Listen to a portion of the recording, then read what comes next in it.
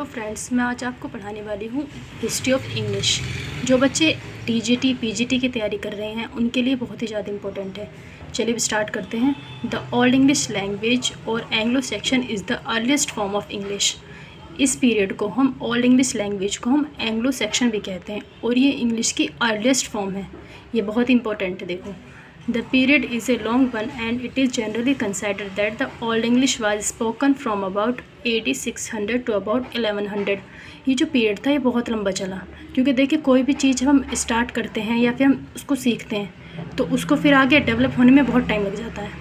तो इसलिए ये जो पीरियड था ओल्ड इंग्लिश लिटरेचर का ये काफ़ी लंबा चला, जो अभी उस टाइम पे ज़्यादा डेवलप भी नहीं था। धीरे धीरे फिर ये डेवलप हुआ, फिर आगे दूसरी इसकी condition I. Many of the poems of the period are pagan, in particular Vidsit and Beowulf। इस पीरियड की जितनी भी पोएम थी वो ज़्यादातर क्या थी, पैगन थी। Pagan means related to idol, मतलब कि जो मूर्ति से रिलेटेड थी। इसमें सारी की सारी जो पोएम्स थी वो मूर्तियों से रिलेटेड थी। पर्टिकुलरली क्या थी, विदसित एंड बेओवुल्फ। ये जो दोनों जो पोएम हैं ये बहुत ज़्यादा इंपॉर्टेंट है। इनके नाम आप ध्यान से देखें। ये देखें, ये है बेओवुल्फ का फर्स्ट पेज। जो बेओवुल्फ थी वो बहुत ज़्यादा इंपॉर्टेंट है, उसका ही फर्स्ट पेज है। इनकी जो लैंग्वेज होती थी वो आज की इंग्लिश से बिल्कुल डिफरेंट है, इसको आप पढ़ नहीं सकते। देखिए इस पर लिखा है the first page of Beowulf. The greatest English poem Beowulf is the first English epic. The author of Beowulf is anonymous. It is a story of a brave young man. जो बेओवुल्फ पोएम है वो English की first epic है, तो इसलिए बहुत important है। English की फ़र्स्ट एपिक क्या है, Beowulf. The author of Beowulf is anonymous, मतलब जो ऑथर था इसका बेओवुल्फ का उसका पता ही नहीं है कौन है, क्योंकि उस टाइम पे क्या होता था, लोगों को पता ही नहीं था कि जो हम लिख रहे हैं हमें भी कोई जानने की कोशिश करेगा।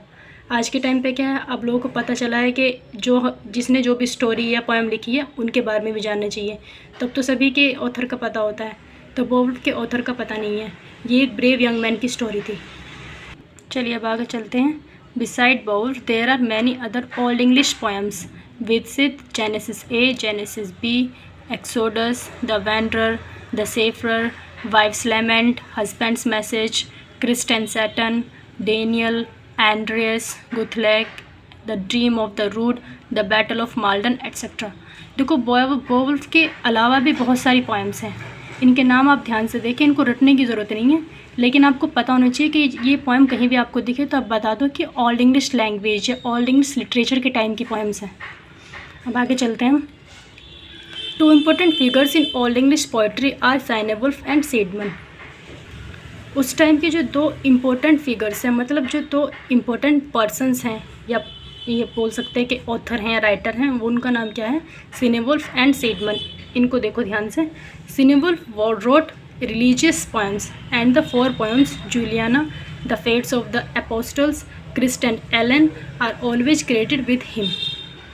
जो सिनेवुल्फ हैं वो उन्होंने ज़्यादातर क्या लिखी, रिलीजियस पोएम्स लिखी। उनकी जो ये 4 पोएम्स हैं वो बहुत ही ज़्यादा फेमस हैं, जैसे कि स्क्रीन पे है देखो। जूलियाना हो गई, the fates of the apostles, ये क्रिस्ट, द एलन, ये सब किसकी हैं, सिनेवुल्फ की। दूसरे जो राइटर हैं वो है Caedmon, is the famous for his hymn. ये जो राइटर थे, ये हिम का मतलब क्या होता है, मतलब भजन। ये सीडमन अपनी भजन के लिए फेमस थे। तो दोनों ही क्या करते थे, दोनों ही रिलीजियस पोएम्स लिखते थे। भजन भी रिलीजियस हो गया। चलिए अब आगे चलते हैं। ये देखो, ये एक और ऑथर हैं, Alfred. Alfred enriched old English prose with his translation, specially Bede's ecclesiastical history. Alfred किस लिए फेमस है, अल्फ्रेड अपने ट्रांसलेशन के लिए फेमस है, और ये एक प्रोज राइटर थे ओल्ड इंग्लिश लिटरेचर के। इन्होंने क्या किया, बेट्स क्या था, एक राइटर थे। देखो, बेट्स एक्लेसियास्टिकल हिस्ट्री, बेट्स के द्वारा जो लिखी गई थी एक्लेसियास्टिकल हिस्ट्री, इन्होंने उसका क्या किया था, ट्रांसलेशन किया था। तो अल्फ्रेड इसके लिए जाने जाते हैं।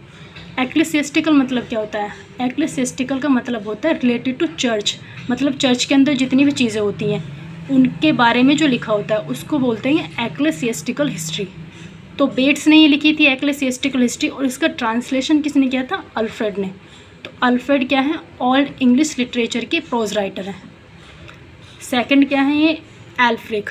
एल्फ्रिक is another important prose writer during old English period.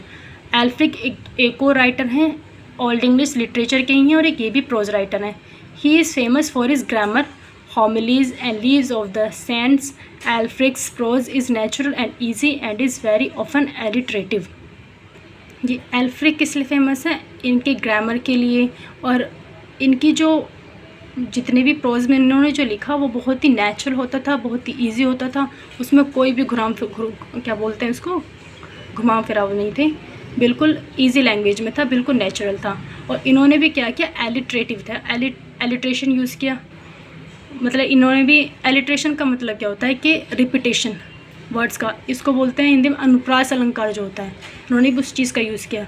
पुराने टाइम में क्या होता था, किसी ने भी ना पोएम्स में उनके राइम्स नहीं होती थी, मतलब वो राइम से अंडरस्टूड ही नहीं थे। अब क्या है, अब हर पोएम में राइम्स यूज़ करते हैं सारे पोएट्स, उस टाइम पे राइम्स नहीं थी तो वो एलिट्रेशन का यूज़ करते थे। देखो राइम का क्या मीनिंग होता है, आपने बचपन में भी पोएम पढ़ी होगी, तो राइम क्या होता है, हर पोएम की हर लाइन के लास्ट में जो वर्ड्स होते हैं और सेकंड लाइन के जो वर्ड होते हैं वो थोड़े सेम होते हैं, उनकी जो साउंड होता है वो थोड़ा सेम निकलता है, तो इनको क्या बोलते हैं, पोएम की राइम बोलते हैं। उस टाइम पे राइम से जो इतने पोइट्स थे वो अंडरस्टूड ही नहीं थे, वो एलिट्रेशन का यूज़ करते थे। चलिए दोस्तों, थैंक यू। अगर आपको ये वीडियो अच्छी लगी हो तो वीडियो को लाइक करें, शेयर करें और चैनल को सब्सक्राइब करना ना भूलें। इसके अलावा इसकी जो आगे की 2 वीडियो हैं ओल्ड इंग्लिश लिटरेचर की, वो भी आपको जल्दी मिलेंगी। Thank you.